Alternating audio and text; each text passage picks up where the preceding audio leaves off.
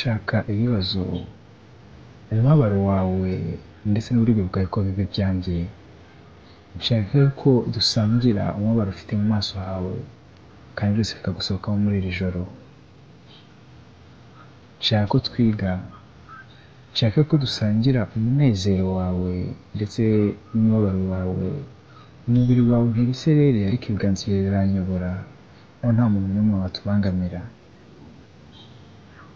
Nshobora kwandika amateka yacu ku maboko yanjye, nshobora kwishyira mu byago cyose turi kumwe. Ni wowe wenyine niyo si ubusazi kandi ibyo birampagije. Nakifuje yuko ibi byazaramba, umubiri wanjye ukamenyana n'uwawe. Umunsi umwe nkazibagirwa byose ndetse n'izina ryanjye, gusa nkibuka ko uhari uri mwiza kandi uri uwanjye. Nakwifuje ko byazamara imyaka 100, aho nta mpamvu n'imwe izabihagarika.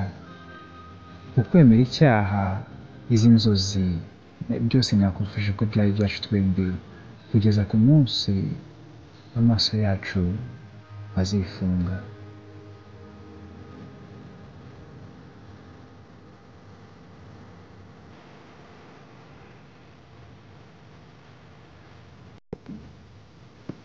Wowe gihamya cyanjye, wowe kumwenyura kwanjye ndetse n'ikarita yanjye y'amahirwe. Nshaka yuko twisanzura tukishima ndetse tukabyina kugeza ku gutuza kwacu kwa nyuma. Nzajya mu nzira yo hepfo nimba ukeneye igisenge hejuru yawe.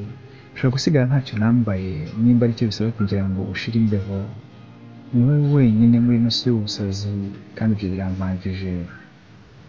Nakifuje yuko ibi ngibi byazaramba, umubiri wanjye ukamenyana n'uwawe.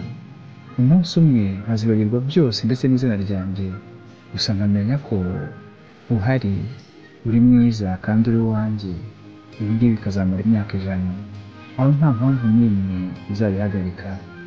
Uku kwemera icyaha ndetse n'ibyifuzo n'inzozi, nifuza ko byaba byacu twembi, kugeza ku munsi amaso yacu azifunga.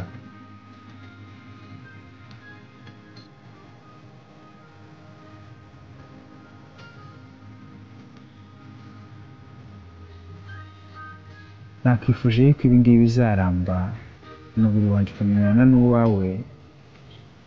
Umunsi umwe nkazibagirwa byose ndetse n'izina ryanjye, gusa nkamenya yuko uhari uri mwiza kandi uri uwanjye. Ibi ngibi bikazamara imyaka 100, aho nta mpamvu n'imwe izabihagarika. Kwemera icyaha ndetse n'inzozi no kwifuza, nifuje ko byari byacu twembi, kugeza ku munsi amaso yacu azifunga.